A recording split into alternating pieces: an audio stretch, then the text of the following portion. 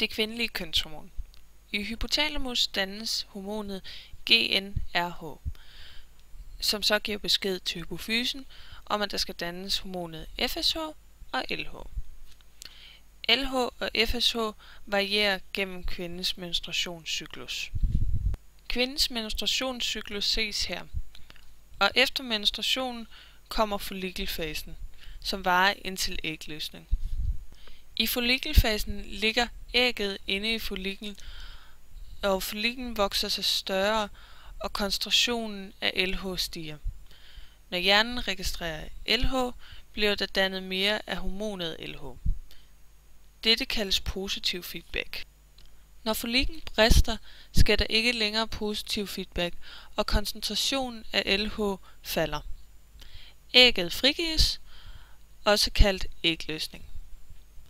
Efter follikelfasen kommer lutealfasen, som varer de resterende 14 dage, indtil menstruationscyklusen starter forfra. I lutealfasen vokser folliklen videre og bliver til det gule legeme. Det gule legeme opretholder slimniveauet i livmoderen og øger koncentrationen af progesteron. Hvis ægget bliver befrugtet, tager hormonet HCG over for progesteron, og det gule legeme bliver ved med at vokse.